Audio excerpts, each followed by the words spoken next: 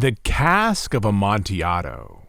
The Cask of Amontillado, published in 1846, is one of Poe's last published stories, released shortly after he had found fame as a poet with the publication of The Raven.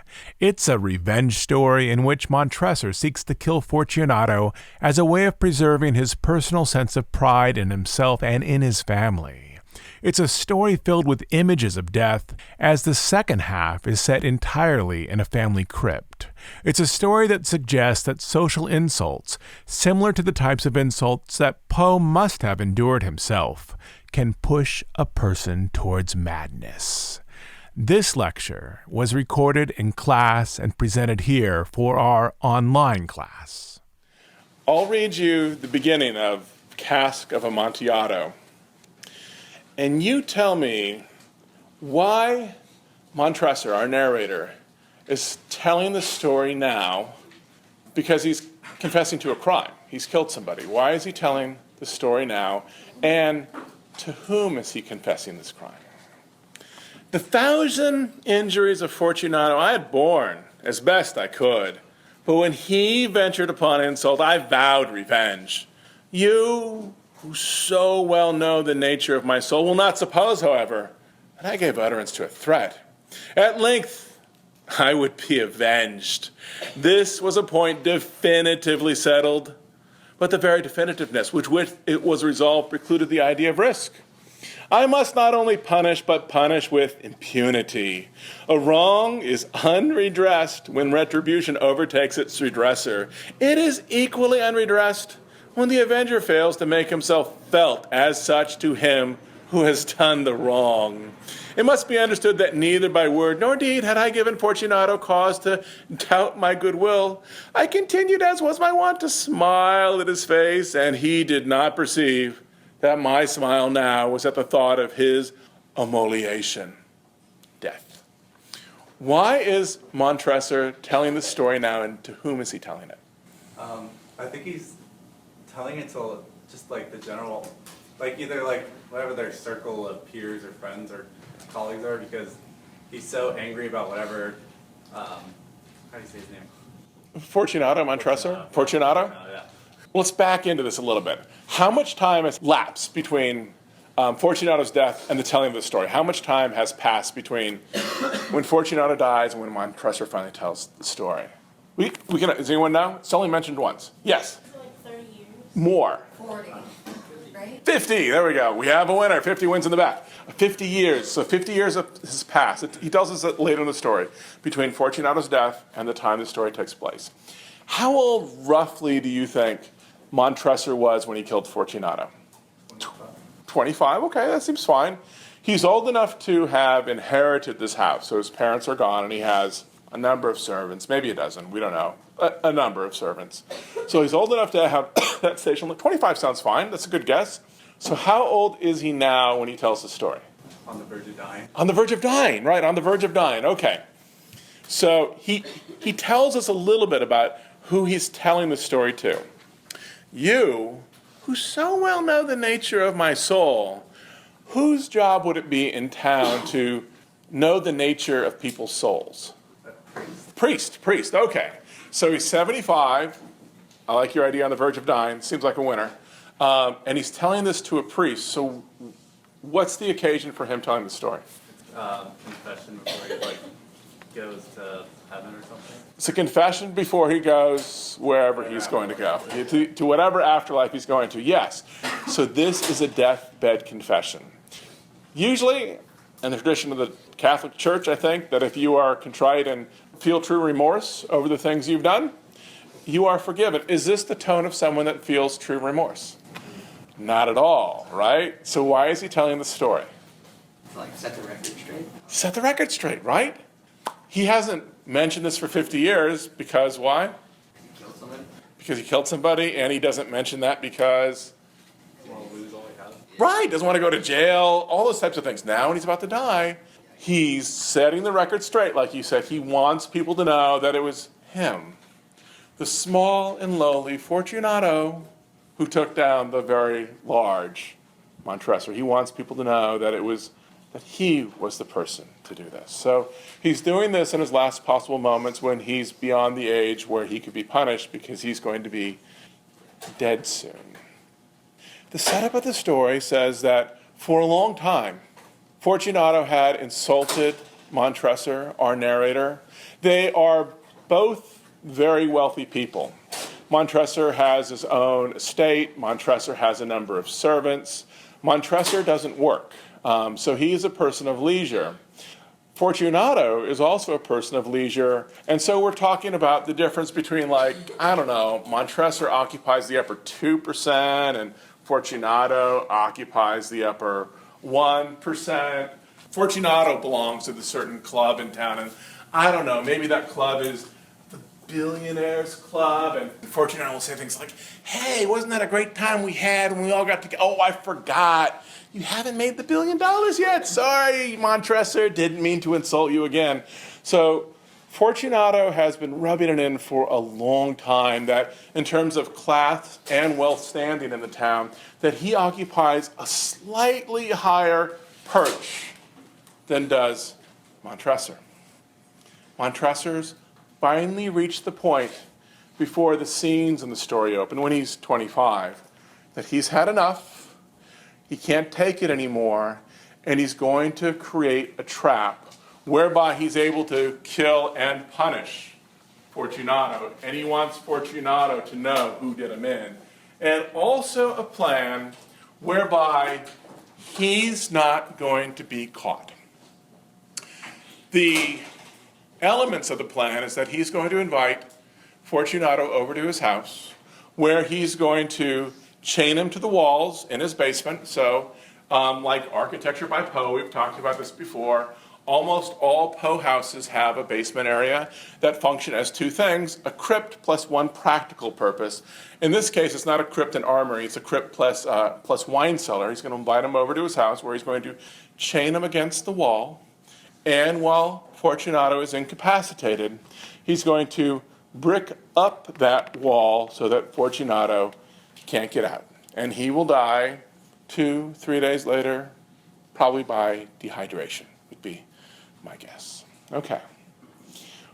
What does Montresor do so that he is not caught? How does he arrange the situation so that he's able to get away with it? How does he get away with this? How is he not caught? You mean like how does he lure him there? Or How does he lure him there? How does he lure him there? he tells him he's found some special wine. Perfect. So do you have any idea what's going on in town while this wine discussion? Yes. What's going on in town? There's like a fair going on, so the servants are there. So there's a fair going on in town, so we're getting a lot of good ideas on. It's they refer to it as carnival. This would be the European or South American term for what's happening. We'd refer to it in the States as Mardi Gras.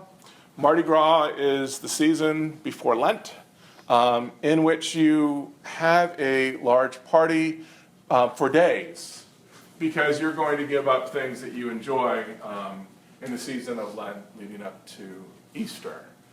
There in Mardi Gras, all of the good wine, all the good booze has been sold a while ago. Montresor says, I have a cask, a pipe of this very expensive wine, Amontillado. Fortunato is one of our wine snobs. He thinks that no one's palate is better than his, and so he wants to go over and see if this is the real thing. That's one of the things that gets him over there. Someone mentioned the servants. He has, I don't know, we don't have a number, servants, plural. Seems like a fairly large place. Let's say there's a dozen. How does he get all the servants to leave so that no one's home when he lures Fortunato over to be killed in his basement? He tells them all not to leave. Yes, right. He tells them all not to leave. He has a very low opinion of human nature. He thinks that if he says, okay, there's a carnival in town, you guys all have the night off, you can go up to Mardi Gras, get some beads, get some funny hats, have some drinks, you all have the night off. He's afraid that if he tells his 12 servants that they all have the night off, that only like 11 of them will go, and there'll be one like, I'm not feeling so well, I'll stay home. But if he says, none of you have the night off, but I'm going to be away for a few days and won't be able to check up on you, but I'm expecting all of you not to go to carnival in town, but instead to stay here and work, even though there's no supervision. If he says that, he's pretty sure that all 12 are going to go down to Mardi Gras because he believes that illicit fun is probably more alluring than sanctioned fun.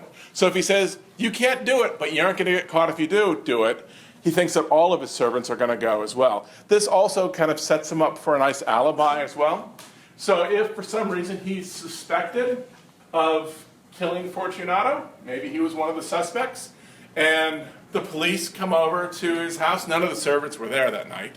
The police come over to his house and ask the servants, did you guys, where were you on the night that Fortunato went missing? What are the servants going to say? We were all here as we were supposed to be and instructed to do. Did you guys hear anything? Nope, we were here the whole time, heard nothing. So he's also starting to set up his alibi. Has anyone ever been to New Orleans for Mardi Gras? Nobody's been to New Orleans for Mardi Gras. Okay. Mardi Gras goes on for days. I used to live on the Panhandle of Florida, went a number of times. It is drinking from dusk till dawn, and then it just starts over again. How does having a township of people who are intoxicated, how is that helpful in terms of Montresor getting away with this? Because it could be anyone. Could be anyone. Anyone could have done this, right? Or maybe Fortunato did this to himself. Maybe Fortunato was drunk and fell into the river and his body was carried away. In New Orleans, most of the people there for Mardi Gras aren't locals. They've come in from some other area. I assume the same here is true. How does having a situation where there's a lot of people from out of the area come in help Fortunato get away with this? Why might people from other cities kill Fortunato? Because they don't live there.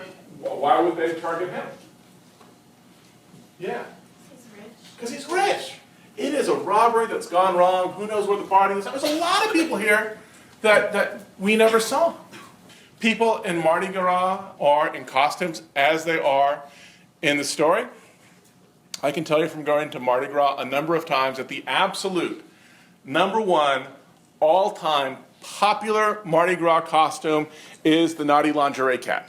But the number two all-time popular Mardi Gras costume is the Jester with the conical hat and the bells, and it's exactly what Fortunato's wearing in the story. How does that help? It helps it easily. It's like, well, when was the last time you saw Fortunato? I think I saw him like around 9 o'clock, but he was in that conical hat with the bells that jingled, and there was a lot of people wearing that type of costume. Maybe I saw him, maybe I didn't.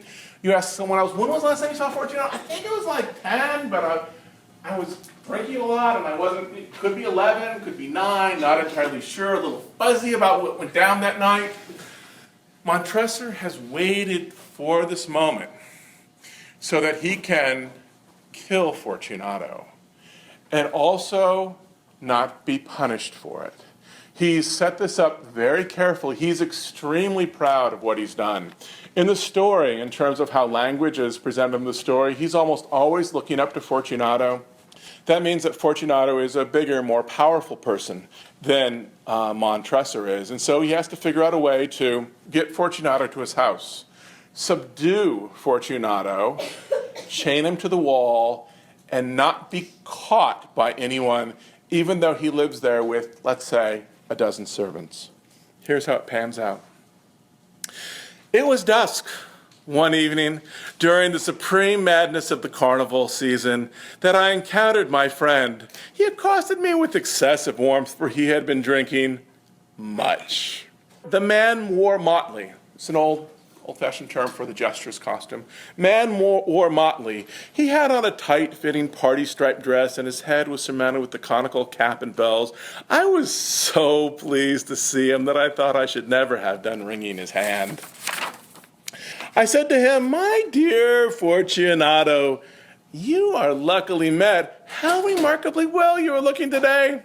But I have received a pipe of what passes for Amontillado, and I have my doubts." "How?" he said. "Amontillado, a pipe? Impossible. And in the middle of the carnival." "I have my doubts," I replied, "and I was silly enough to pay the full Amontillado price without consulting You in the matter. You were not to be found, and I was fearful of losing a bargain. Amontillado? I have my doubts. Amontillado. And I must satisfy them. Amontillado. As you are engaged, I am on my way to Lucchese. If anyone has a critical turn, it is he. He will tell me Lucchese cannot tell Amontillado from sherry. And yet some fools will have it that his taste is a match for your own. Here's this kind of fishing. I was like, whew. I have some expensive wine, and you, Fortunato, like expensive wine. And you, Fortunato, like to think of yourself as having the most sophisticated palate in town. But if you're busy, I can go to your rival, Lucchese, instead, and ask him to come over and test the Amontillado. And yet some fools will have it that his taste is a match for your own. Come, let us go. Whither? To your vault.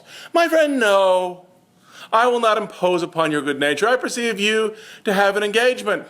Lucchese. I have no engagement. Come. My friend, no, it is not the engagement, but the severe cold with which I perceive you are afflicted. The vaults are insufferably damp. They are encrusted with niter. Let us go, nevertheless. The cold is a mere nothing. Amontillado! You have been imposed upon. And as for Lucchese, he cannot distinguish sherry from Amontillado. Okay. If Fortunato goes over to Montresor's vaults, and Montresor really does have Amontillado, what then does Fortunato get? What does he get? He gets some really great wine when everyone else is drinking $2 chuck here at the last days of Carnival. If Fortunato goes over to Montresor's house and there is no Amontillado, it's some cheap knockoff, what then does Fortunato get that he likes? He's still better than Montresor. Right. He gets a story to tell for the rest of his life. Fortunato probably processes this. If it's there, I get Amontillado. If not, for the rest of my life, I can be like, Montresor, let's go over to your house and have what was that again? Oh, the Amontillado. He's going to lord that over Montresor for years. It'll be a funny story he tells to continually insult Montresor in front of their friends. This is enough to get Fortunato over to Montresor's house. They are starting to go down into the vaults. And Montresor set this up. He's left out bottles of wine. He knows that Fortunato is bigger and more powerful than he is. And so to subdue him, he's going to have to intoxicate him. And so he's left out wine as they go so he can continually open up bottles of wine and then ply Fortunato with more alcohol. He turned toward me and looked into my eyes with two filmy orbs that distilled the rheum of intoxication. Niter, he asked at length. Niter, I replied. How long have you had that cough? My poor friend found it impossible to reply for many minutes. It is nothing, he said at last. Come, I said, with decision. We will go back. Your health is precious. You are rich, respected, admired, beloved. You are happy as once I was. You are a man to be missed. For me, it is no matter. We will go back. You will be ill, and I cannot be responsible. Besides, there's Lucchese. Enough, he said. The cough is a mere nothing. It will not kill me. I shall not die of a cough. True, I replied. You'll not die of a cough. Dehydration would be my guess 3 days from now. They go down into the cellars. There's the jingling of his hat. That will be replaced later by the jingling of the chains. The drinks continue. The insults continue. As Fortunato gets drunk, you can see what's irritated Montresor for years because the insults come one right after another. There are all these little digs that are meant to demean Montresor. Here I knocked off the neck of a bottle which I drew from a long row of its fellows that lay upon the mold. So he set out the bottles. Drink, I said, presenting him with the wine. He raised his lips with a leer. He paused and nodded to me familiarly while his bells jingled. I drink, he said, to the buried that repose around us, and I to your long life. He again took my arm and we proceeded. These vaults, he said, are extensive. The Montresors, I replied, were a great numerous family. Here's the first insult. And they're kind of these minor continuous digs. These vaults, are extensive, right? He's never been over here before. Here's the unsold. Montresor, I'd kind of imagined you living in like a lifestyle condo, but really now that I get over here, the house is far bigger than I imagined. The insult is, Montresor, the house here is larger than your image is in town. This is a bigger house than what most people thought you lived in. That insult's done. Next insult. I forget your arms, okay? It's not these things he's talking about. They're right in front of him. He means, I forget your family arms, your coat of arms. What image represents your clan? Who does Fortunato remember their coat of arms? Well, that billionaires club. He remembers all the people in the billionaires club, the people that are at his echelon and above.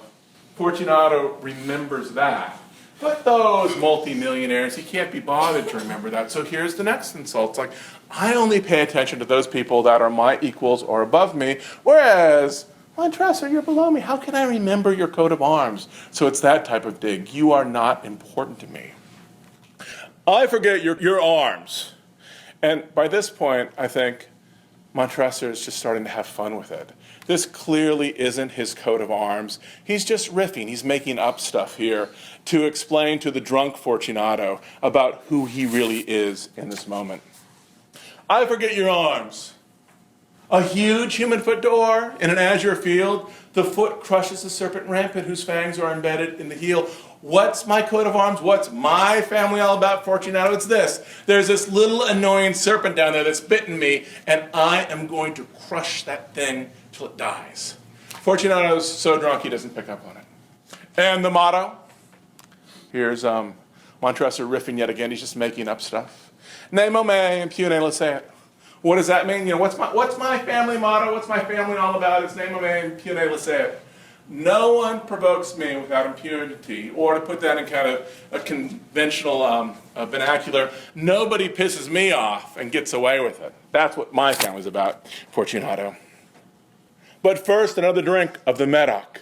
I broke and reached him a flagon of de Grave. He emptied it at a breath. His eyes flashed with a fierce light. He laughed and threw the bottle upwards with a gesticulation I didn't understand. I looked at him in surprise. He repeated the movement, a grotesque one. You do not comprehend? Okay, what's happening here? Fortunato is in a club called the Masons. He's in the Masonic Lodge. They have hand gestures. They're flashing signs back to each other. Fortunato's flashing signs, and there's going to be a response sign that if Montresor was in the Masons, he would know how to flash back. So Fortunato's over there going like, west side, and he's waiting for the response sign to come back from Montresor. It's not coming. Is Fortunato confused whether or not Montresor is really in this elitist club with him? No. So why is he bringing it up? Insult him again, right? It's like, oh, yes, what? You weren't in that club. Sorry, yeah, forget that sign. You never saw it. It's to insult him yet again. You do not comprehend? Not I replied. Then you are not of the Brotherhood?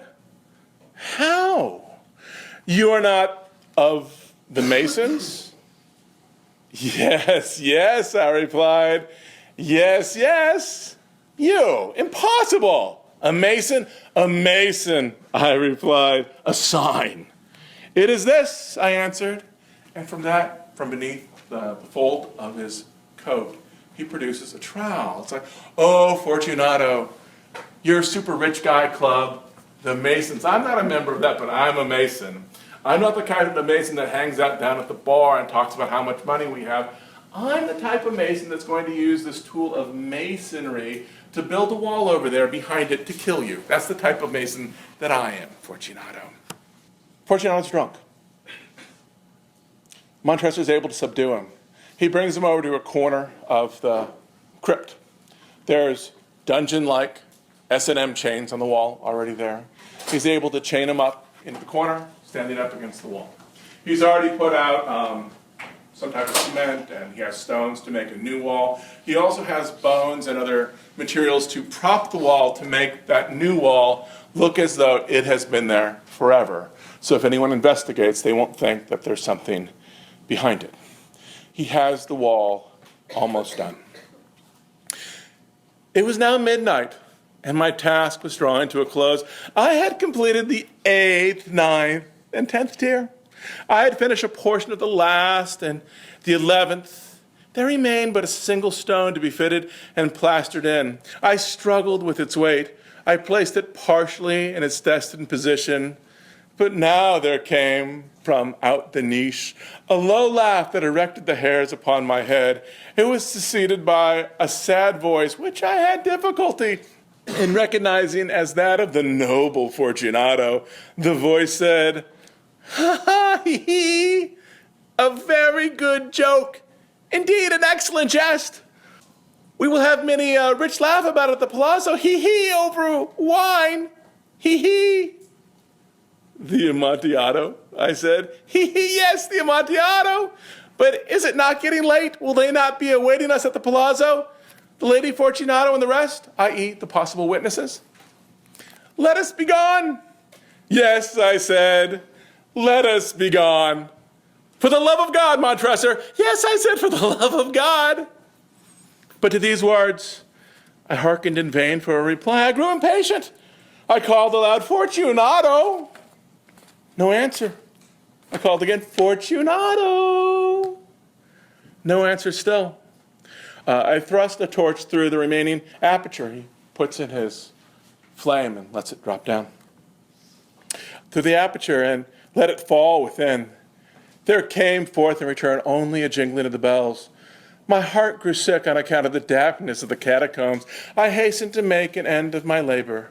I forced the last stone into its position. The wall's complete now.